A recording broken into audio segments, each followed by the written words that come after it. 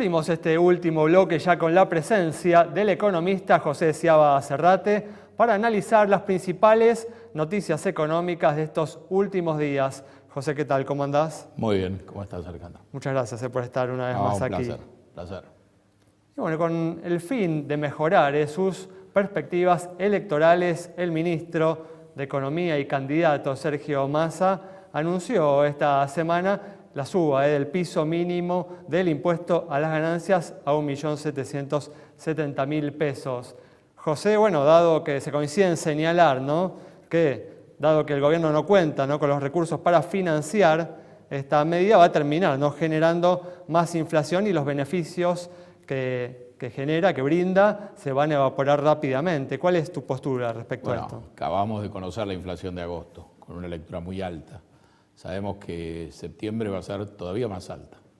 Puede haber alguna pausa en octubre, pero después del 22 de octubre, después de la elección, también van a caer una serie de facturas pendientes y de temas que se han pateado hasta después de esa fecha. No vamos a contar con la recaudación de ganancias, como vos decís, se va a reemplazar por impuesto inflacionario, pero estamos partiendo ya de una tasa de 2 dígitos mensuales muy, muy alta. La incertidumbre, lejos de amainar, va a acrecentarse, así que el punto es que vamos a estar hacia fin de año con una tasa de inflación que puede ser extremadamente alta, una inestabilidad muy grande, muy difícil, creo yo, para el gobierno capitalizar esta situación, porque la inflación es un problema que no se puede ignorar. Así que son apuestas, es una especie de plan platita que se hace con la plata de otros, ganancias es un impuesto que se coparticipa. Entonces una parte de la recaudación que no se va a cobrar la están poniendo las provincias. Creo que estamos entrando en una situación de desorden muy, muy grande. Ya era complicada la situación en agosto y la dinámica se está haciendo muy, muy peligrosa. Y yo diría, creo que con pocos resultados prácticos para el gobierno. Es decir, está generando una tremenda inestabilidad, quizá para ganar muy pocos votos y de ninguna manera como para tener un triunfo, porque además realmente si el gobierno gana y recibe esta herencia va a estar también en problemas serios. Sí, esta interpretación que mencionás parece haber sido, ¿no?, la de los ahorristas que en los últimos días volvieron, ¿no?, a volcarse al dólar libre, ¿no? Por ejemplo, el dólar blue creció, ¿no?, unos 25 pesos en estos primeros 3 días de la semana, luego de haber sido, ¿no?, bastante amañado los días anteriores. ¿Crees que puede haber un resurgimiento del dólar libre en los próximos días? Hay un andamiaje cambiario que está armado para resistir hasta el 22 de octubre, con deficiencias, pero que tiene una cierta capacidad, después de haber recibido el desembolso del fondo, de llegar en un marco relativamente estable con intervención tanto en el dólar oficial como en los dólares financieros e inclusive yo diría en el contado con liqui o en el blue. Es decir, podemos tener ciertos visos de estabilidad cambiaria hasta que se acerque la fecha de la elección, pero después ese factor también se va a potenciar. El dólar soja 4 puede ingresar y está ingresando dólares como para intentar llegar con una especie de tipo de cambio fijo en todas sus definiciones estables a la hora de votar. Tu expectativa es que van a lograr llegar, ¿no?, al 22 de octubre con el mercado cambiario controlado. Otras tanto veces en sus expresiones hay esquemas fijas como que son un poco libres. más complejos y que su falta de respaldo es menos evidente. Acá es muy claro, digamos, si se ve la costura de estas soluciones que se hacen de apuro, y entonces creo que ni siquiera cuentan con la ventaja de tener alguna dosis de incertidumbre o de expectativa. Es muy claro que esto está hecho con una fecha de vencimiento y que puede complicarse inclusive antes de esa fecha de vencimiento y que después de esa fecha de vencimiento estamos haciendo un salto al vacío.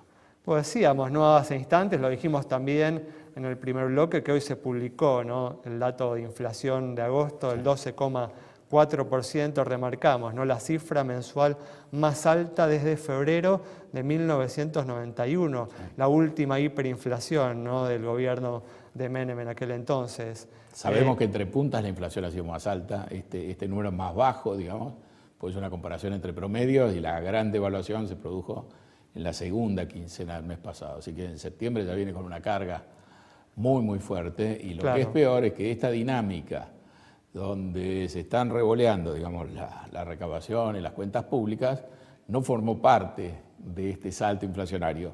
Esa factura va a llegar después. Claro, justamente esa era la pregunta, ¿no?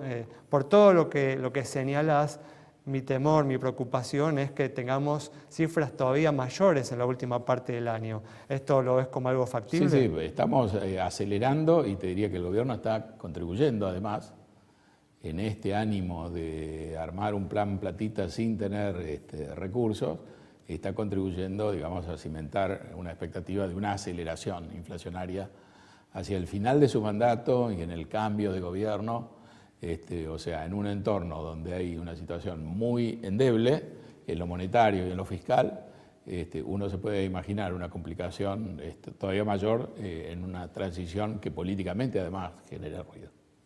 Sí, una herencia a la que se suma un dato que no hemos mencionado y que se conoció hoy, la deuda del Banco Central en LELIQs, en pases, estos instrumentos, ¿no?, que utiliza el Banco Central para regular la oferta monetaria, llegó, ¿no?, en los últimos días a los 20 billones de pesos, la cifra récord histórico, ¿no?, de esta deuda que se suma, ¿no?, a esta herencia de la que estamos hablando. Así es.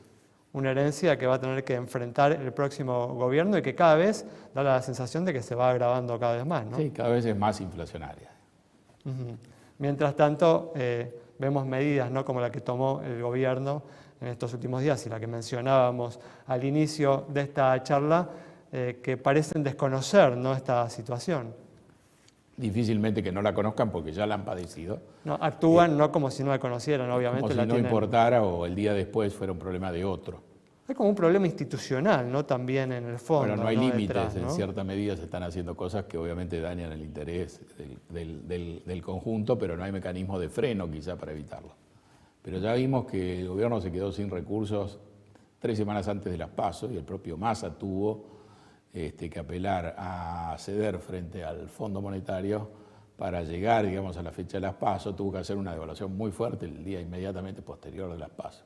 Es decir, que hay también un cálculo donde se le viene errando, eso está repercutiendo en una tasa de inflación más alta, y ahora, lejos de corregir el error, se está acelerando y haciendo un mayor hincapié sobre ese error, como si los problemas que vinieran después ya no fueran de este gobierno, sino de algún otro, de algún tercero. Bueno, justamente, ¿no?, hablando del próximo gobierno que va a tener que enfrentar, ¿no?, esta pesada herencia que está recibiendo, ¿no?, de la gestión actual. Dentro de las propuestas, ¿no?, que han hecho los candidatos en materia económica, ¿ves alguna que te parece más sólida que el resto? Uno ve una situación ahí muy resbalosa porque se está complicando la herencia a recibir. No está muy claro cuál es el programa de gobierno del candidato que hoy parece con más chances, digamos, de llegar al gobierno, y eso potencia y hace que esta transición sea muy distinta a la transición del 2015, por ejemplo, donde la transición tendía a hacer converger, digamos, las variables, porque había una idea de un plan más sólido, había la idea de un financiamiento que venía hacia adelante, de salir del default, es decir, de un horizonte que albergaba mejores expectativas. Y entonces esa fue una transición, uno diría, más estable que lo que justificaban los fundamentos. Ahora estamos entrando en una situación al revés, fundamentos muy malos, una tasa de inflación que ya se disparó hace tiempo, las expectativas están sin un anclaje, y para peor Massa juega esta carta muy agresiva, que lo único que hace es potenciar todavía más. Pero uno, bueno, no sé, por ejemplo, en el caso de Milei ha sido claro, ¿no?, en su intención de hacer un recorte muy fuerte del gasto público y del déficit fiscal, que bueno, es parte de un diagnóstico que parece ser adecuado, ¿no? Sí, el problema que se ha generado es cómo se va a realizar, y tampoco está definido cuál es la política de estabilización en el corto plazo, digamos, el año que viene. La dolarización, que es el caballito de batalla, es un tema potencial para mucho más adelante. Y uno podría decir, bueno, en el fondo el programa de Milei y el programa, digamos, de Patricia Bullrich son básicamente lo mismo en un primer tramo, pero no está claro cómo se va a ejecutar, cómo se va a poner en marcha esa motosierra, si hay un músculo político, si hay una capacidad de gobernabilidad. Es decir, han entrado tela de juicio muchos factores, y entonces paradójicamente, si bien en las PASO 2 candidatos pro mercado han terminado en las dos primeras posiciones, uno observa el mercado y los veía mucho más sólidos antes de conocer el resultado que después de conocer el resultado. Tal cual, es cierto. Muy bien, muchas gracias, José. No, al contrario, gracias a vos. Cerramos entonces el programa de hoy con un análisis detallado del economista de José Sciaba Serrate de la compleja actualidad económica y lo que puede suceder luego de las elecciones y con la asunción de un nuevo gobierno a partir del 10 de diciembre. Nos reencontramos el próximo miércoles a las 20:30 aquí en Metro.